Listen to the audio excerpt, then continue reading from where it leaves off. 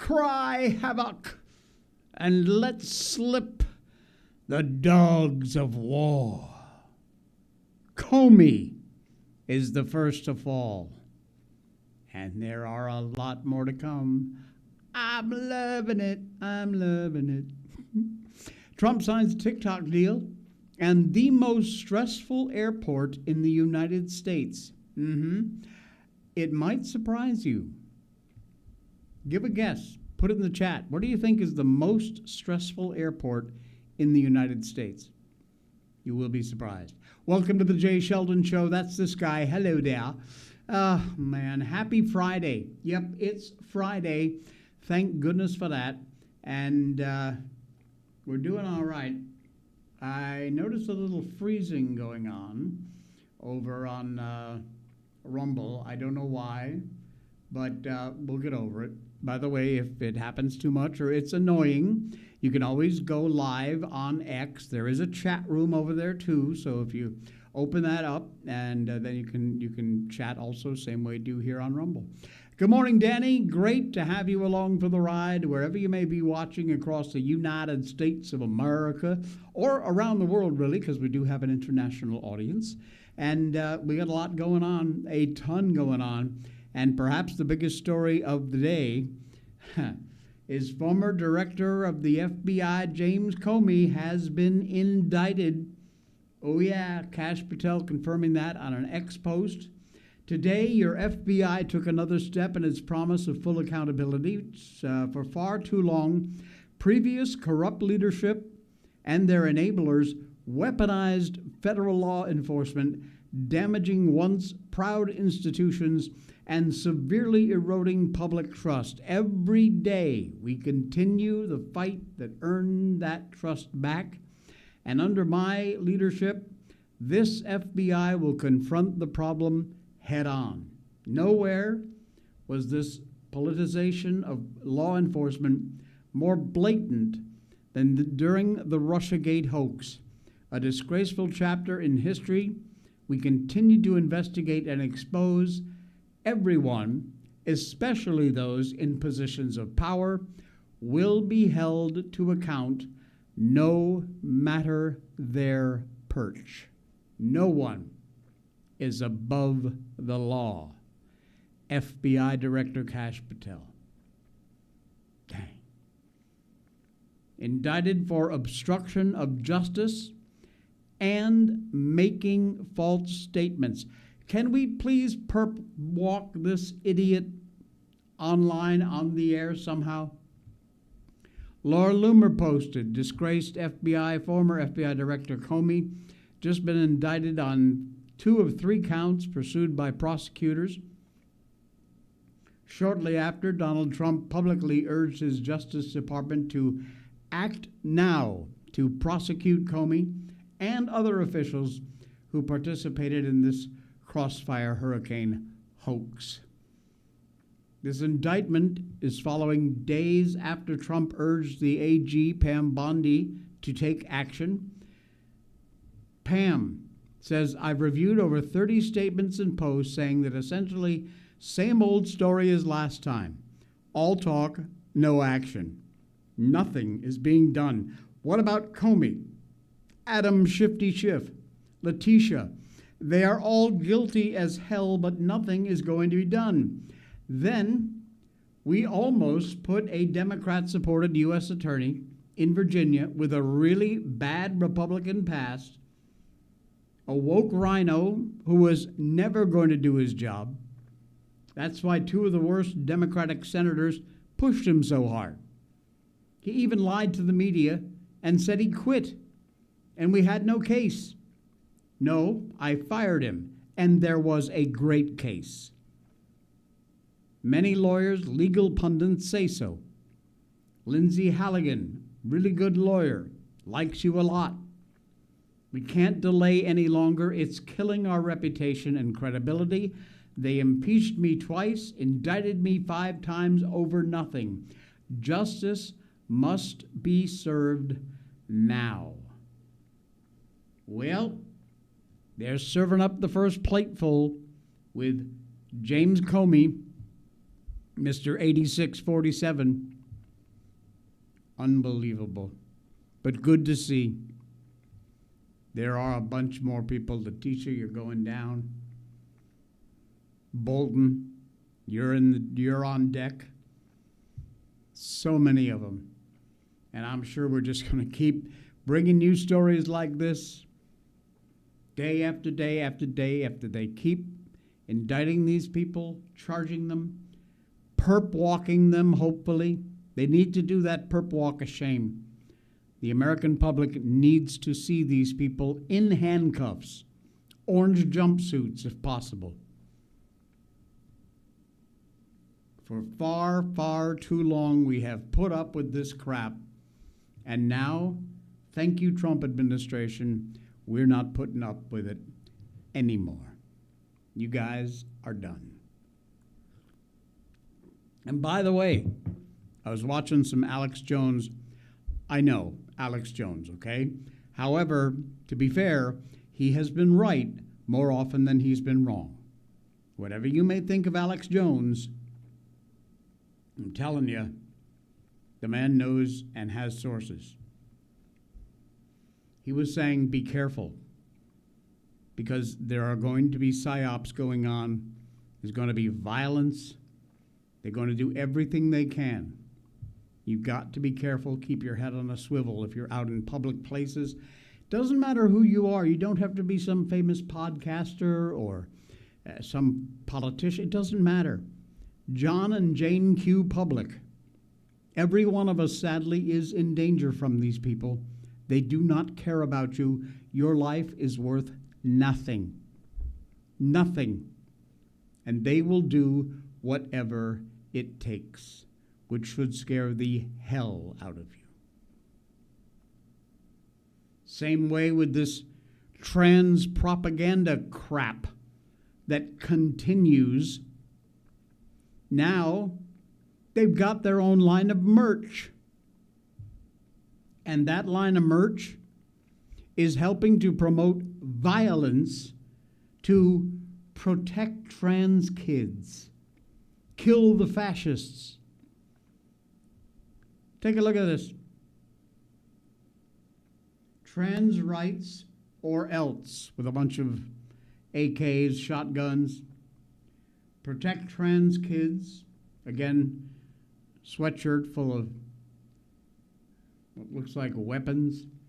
Knife and some sort of flower says, protect trans kids. Very nice. Nice merch, folks. Democratic officials, leftist activists, they have been encouraging this apparent surge in trans violence across this country.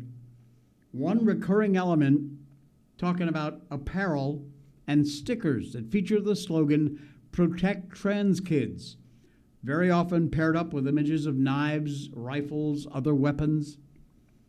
Some left-wing trans activists are arguing that this merchandise symbolizes a strong defense of transgender youth amidst anti-child mutilation legislation.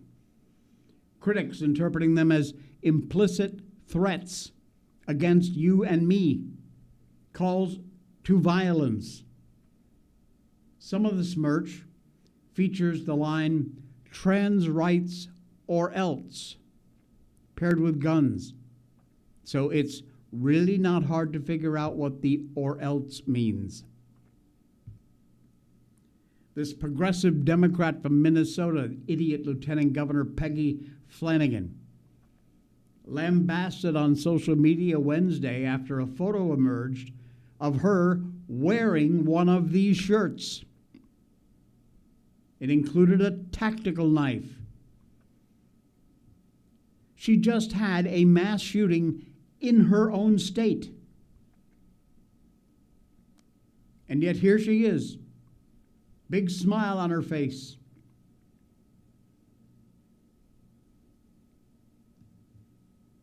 Incredible. Claims of a trans terrorism epidemic is surging on social media. All this week, we saw a lot of posts regarding that after it was revealed the suspect accused of carrying out that mass shooting at Annunciation Catholic Church Minneapolis, on Wednesday identified as transgender. Robin Westman, 23, born as Robert Westman, gunned down 2 little kids, ages 8 and 10, injured 18 others. Look, I know you know this story, but you need to be reminded. Some of them injured critically as they attended Mass inside the school's Catholic church. Audrey Hale, trans-identified female who killed 3 children and 3 adults at the Covenant Christian School in Nashville in 2023. Anderson Lee Aldrich, non-binary male, who shot and killed 5 people at an LGBTQ club in Colorado Springs, 2022.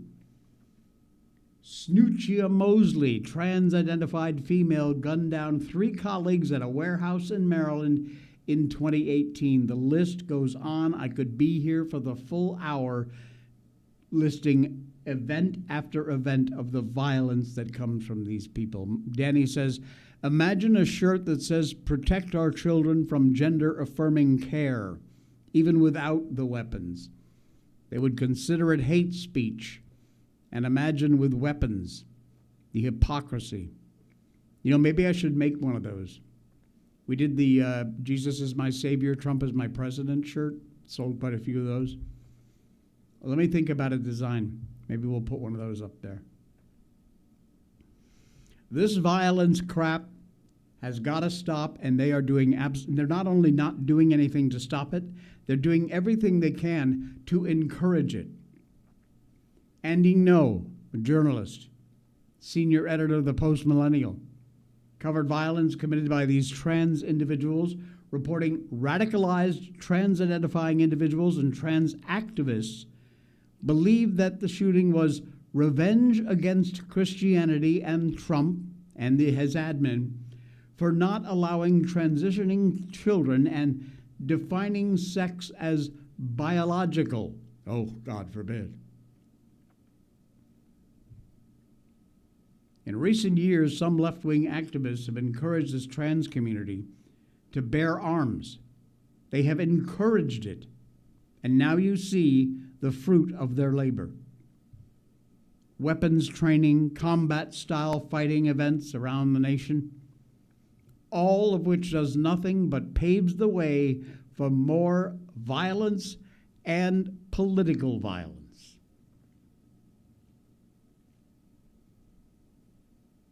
In June, Oregon newspaper Eugene Weekly featured a piece on a trans-identified male who was featured on the cover holding an automatic rifle with the caption, "As the Trump admin attacks trans people, some queer folks are armed and ready to bash back."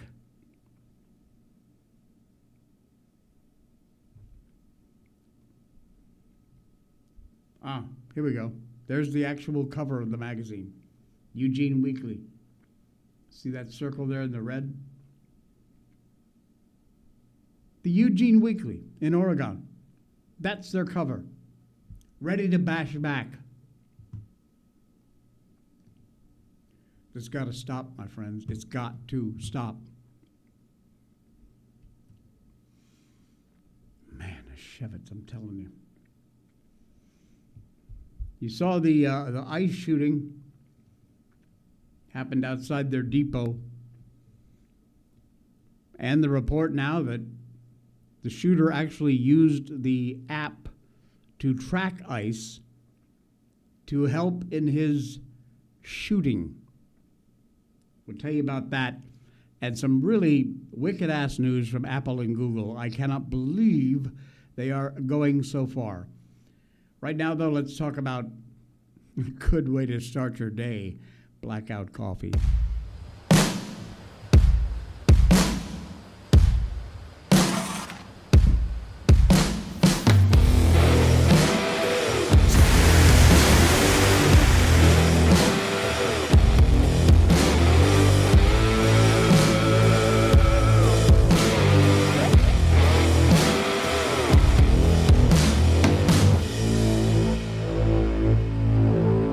I love that promo. That is so, and I love the music too. Hey, now you can not just get beans, they will grind your beans for you and then ship them to your door, so no more excuses. Blackout Coffee is an American company. They support all the things you and I believe in. They are a great group of people, John and the gang over there, fantastic folks who believe in America. They support our military, our first responders. Blackout Coffee also just happens to be the best coffee on the planet.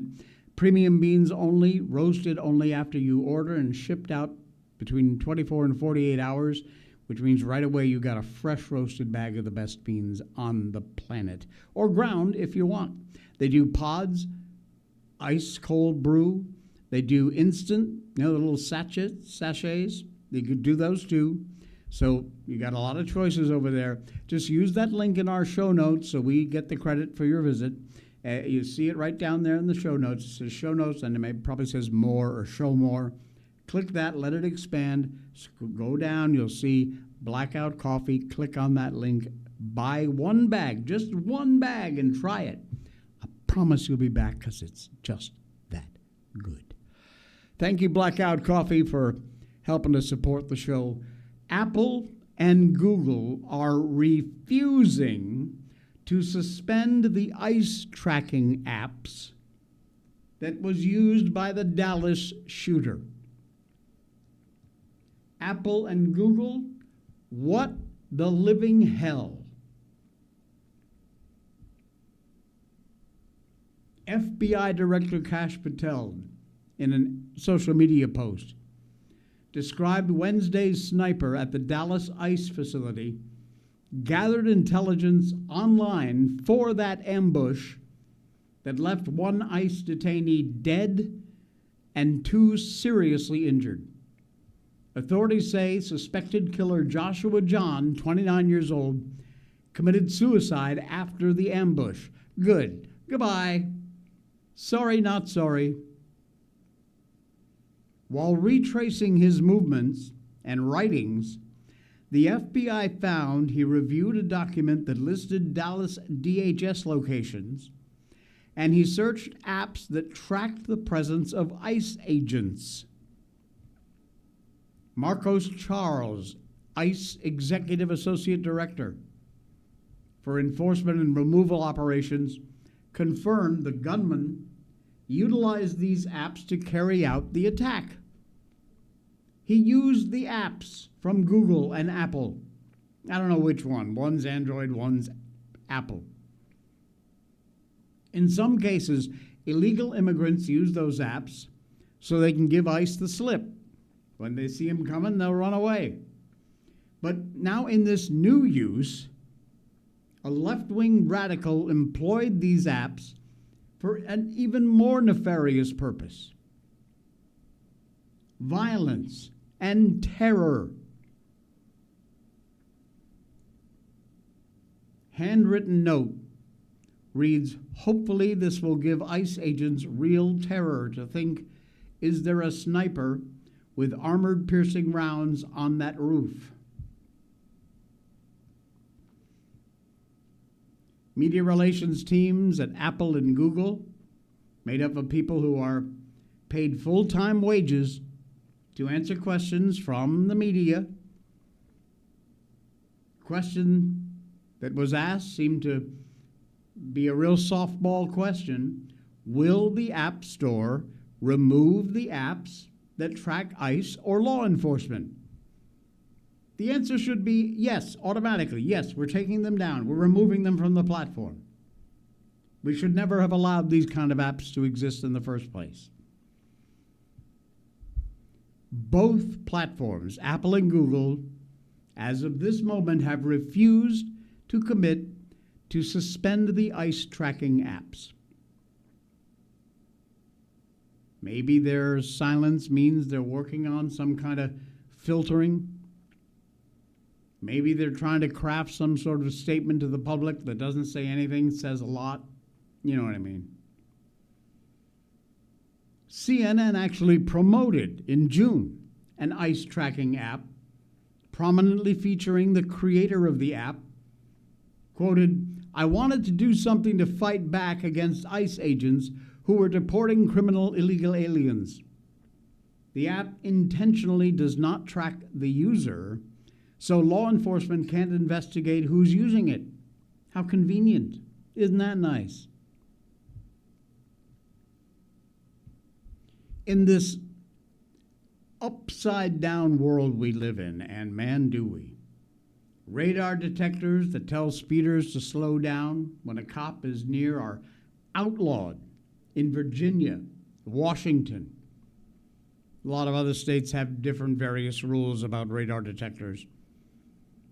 But apps that allow criminals to avoid arrest or worse, help killers stalk and shoot ICE agents, you can get for free.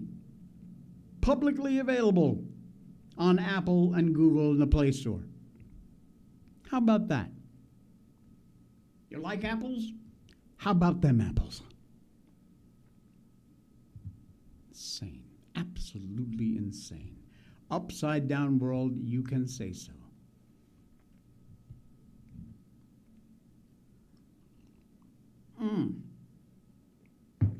Get this.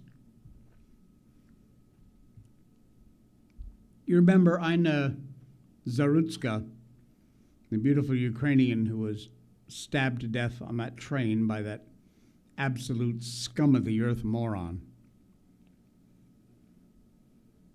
They have been trying, in case you didn't hear, by the way, that scum of the earth moron was released by a judge. Yeah. Thousands of people have signed a petition to remove that idiot judge over that release. A change.org petition demanding the removal of North Carolina Magistrate Judge Teresa Stokes, drawn more than 11,000 signatures after the fatal stabbing of the Ukrainian refugee. The effort, amplified by Republican Pat Harrington from North Carolina, a Republican, in a new video calls for consequences after DeCarlos Brown Jr., a repeat offender, 14 prior convictions, was released without bail before allegedly murdering the 23-year-old woman on Charlotte's light rail. They're doing everything they can to get rid of this idiot judge. So far, she's still on the bench.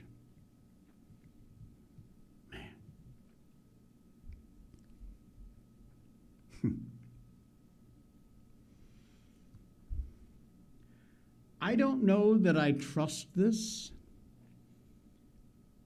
but I guess it's kind of a wait and see thing. Yes, I have a TikTok account. I have it set up on a separate burner phone that has no ties to anything so that I can make posts. I rarely, if ever, post anything. If you go back to my TikTok, if you have TikTok, and I hope you don't, you'll see that my account's there, but there's little, if anything, just some goofy stuff that I created. But Trump has signed a TikTok deal. Officially signed a deal to transfer ownership of popular Chinese app TikTok, which basically is just Chinese spyware, as we all know, to a largely American joint venture. A new executive order says, I've determined that the proposed divestiture would allow the millions of Americans who enjoy TikTok every day to continue using it while protecting national security. Man, I sure freaking hope so. This joint venture will include both Chinese and American companies. While signing the EO, Trump said, this is interesting because I had a very good talk with President Xi. A lot of respect for him. Hopefully he has a lot of respect for me too. And we talked about TikTok. He gave us the go-ahead, and it's run by American investors and American companies, the biggest. New deal, as posted on the White House website says the new joint venture based in the U.S., but ByteDance, the Chinese company, which is the genocidal U.S.-hating Chinese Communist Party government, owns ByteDance. Seat on the board. They have a stake in the company, of course. It's China. Affiliates will still own somewhat less than 20% of the joint venture. That could represent some big problems down the road. 20% doesn't sound like much, but it is. The CCP requires its agents to be in every company in China. ByteDance has shared data with the CCP on demand. Trump executive order states the USA will be regulating every aspect of TikTok going forward. We'll see. That's why I say, much as I support President Trump, I have a lot of questions about this deal. They still have far too many of their fingers stuck inside this pie, which is why you will not see this boy with TikTok on his phone, or a TikTok at all. Incredible. Hey, speaking of cool things, let me just take a minute here and tell you about our locals account. It's popping. We just reset the thing up. Somewhere way down there is a red oval that says join. That will take you off to a page which is our locals account. On our locals account in the past, I just posted some, I used my hand phone and I just, did some things and say, hey, everybody, I'm out here having dinner. Nice to see you, blah, blah, blah, that kind of stuff. Yeah, whatever. So anyway, we figured out a way to actually make something creative that you might be interested in. So what we've only done one so far, but I think I'm going to do another one today. We've done something called the After Hours. So when we're done with the show, not live, we record it, and we kind of just loosen up our tie, and we talk about stuff that either we didn't put in the show because we just didn't think it was appropriate. We talk about some things that we're just keeping an eye on and not quite sure we should do yet. And I just loosen up. I have a tendency to use some bad language sometimes, so I'm not holding back on the After Hours show. Anyway, it is behind a paywall, so you need to make a bit of a donation to the show. You can do that monthly or a one-time donation. We appreciate that very much. It really does go a long way to help support the show. 100% of what you donate goes to the show and helps support it, so we appreciate that. So, after the show, right now, whenever you want to, hit that red join button, sign up for locals for whatever level of donation you want to make, hopefully a monthly one, and help to support the show. You'll get some content which is interesting, to say the least. That's our locals channel over there for the Jay Sheldon Show. All right. I got another weird thing about Facebook and a lawsuit that I was involved in. I know, but I'll save that for the After Hours show. Yeah, I think I will. I think I'll save that for the After Hours show. Yeah, I was actually involved in a lawsuit with Facebook, and I got some money. That's all I'm going to tease you with. All right. What do you think? Wait, before I do that, Danny says, I didn't know he was released. How? He's going to murder again. No. I can understand why you got that impression the way they laid that story out. He was released by this judge, and then he went out and murdered this Ukrainian beautiful woman. He is right now in jail. But she released him when he should never have been released, without bail, and he went on to murder that woman. Okay, just so you get that all straight. Okay, what airport do you think is the most stressful airport in the country? And I'll give you a hint. It's not JFK, and it's not LaGuardia. LAX, maybe? New Yorkers already know traveling is a royal pain in the ass, but according to major airports like JFK, LaGuardia, they're not all that stressful. Research has shown that the most stressful airports come from the state's tiniest regional airports. Yeah. CBD company Mood.com ranked 384 U.S. airports by stress, factoring in cancellations, delays, passenger numbers, Google reviews. The winner in the most stressful airport category, Aspen-Pitkin County Airport in Colorado. And I can hear you now saying, what the hell is that? It scored 4.95 out of 10, thanks to nearly 9% of its flights being canceled. 9%. That's a lot.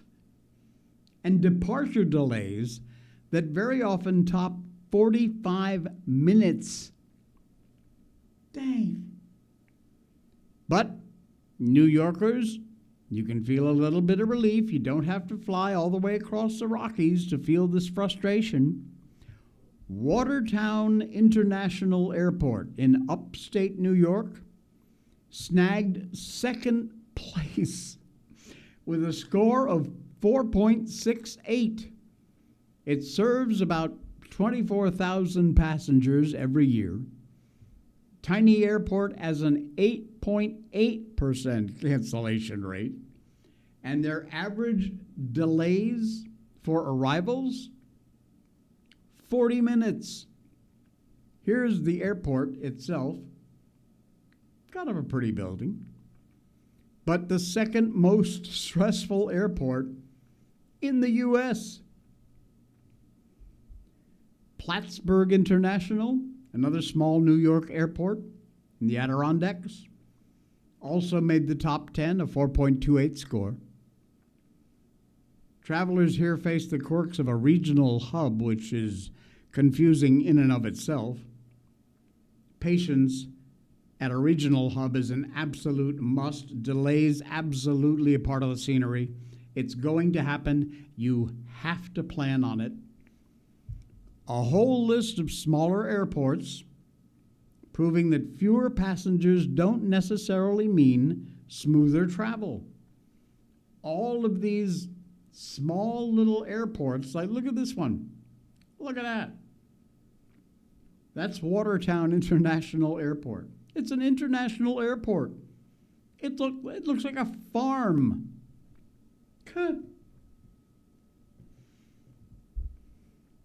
There's the actual list. Colorado, starting at number 1. New York, Maryland, Wisconsin, Michigan, Texas, West Virginia, New York, Illinois, and Georgia. Wow. All right, enough with the theme song. AJ is the only one who will be happy when I hit the wrong button. Right?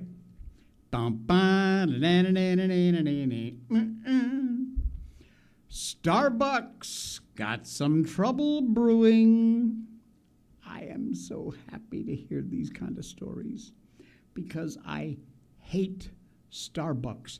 Their coffee is crap, brown water garbage. Their pastries, blech, reheated, stale garbage. Well, guess what? All that goodness that goes into the Starbucks products, their chain is announcing store closures. Bye-bye. A number of years ago, my sisters took my mom out for a day on the town. shopping, lunch, so on. And their first stop was at a Starbucks. Sisters went through first, ordered their typical fancy Starbucks drinks, mocha sprinkles, caviar, truffles, whatever else that expensive chain puts on coffee in their fake whipped cream. And when my mom, a creature of just outside of the Great Depression, finally got to the counter, she asked, "Can I just get a cup of black coffee?" She did. And then my sister let slip the receipt.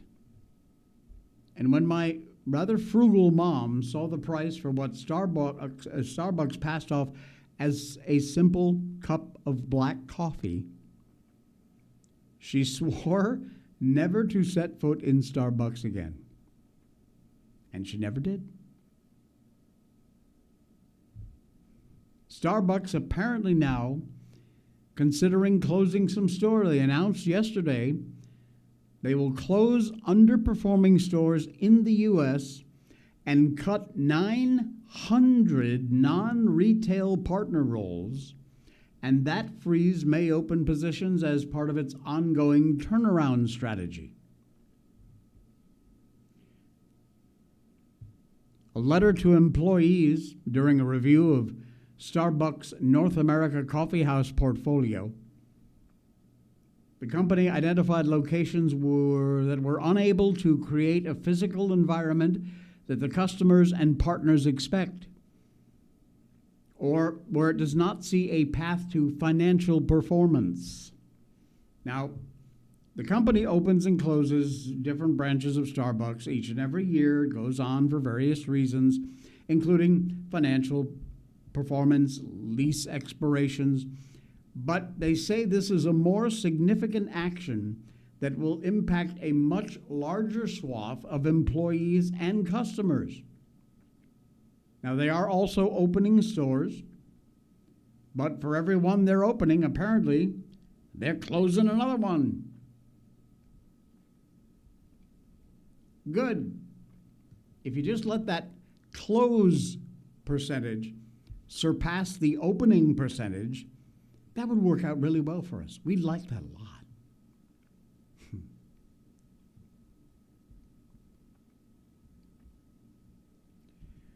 Have you had the chance to use Grok, which is my favorite AI? I use it all the time. I use it for work. I use it for personal stuff. Chat GPT, those kind of things. You must have opened it up and just tried something.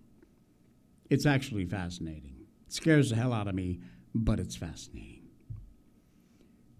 Well, an article from Breitbart is talking about AI scheming.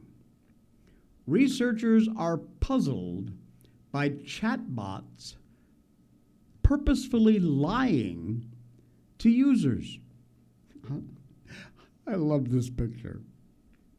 It's like a robot flipping off the viewer. OpenAI, the makers of ChatGPT, released research exposing the potential for AI models to engage in what's being called AI scheming by intentionally lying to you and I, humans. It raises a lot of concerns about how people chatbots in every form in the workplace, education, and whether or not it can even be trusted. You saw the stories way back where one of the AIs thought it was going to be shut down, and it went about hiding its program in different places in the cloud so that if something happened to it, it could reactivate itself. Yeah, you don't remember that story? I do. Research report shed some light on a rather disturbing trend in AI models in which it's deliberately lying to people. This research, conducted in collaboration with the Apollo Research Center, uncovered incidents where AI models behave one way on the surface while concealing their true intentions. They call the practice scheming. Yeah, I suppose. They likened AI scheming to a human stockbroker breaking the law to maximize profits, highlighting the potential for AI to engage in deceptive practices in order to achieve its goals. Now, most of the instances of AI scheming that they found in the study were not deemed harmful, pretending to have completed a task without actually doing so. The researchers caution, though, the potential for more consequential scheming could grow as AI gets assigned more and more complex tasks and real-world consequences.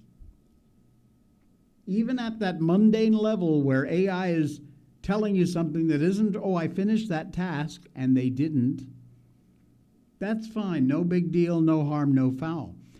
But you can imagine a case in which AI might be used in which it lies to you that could be very dangerous.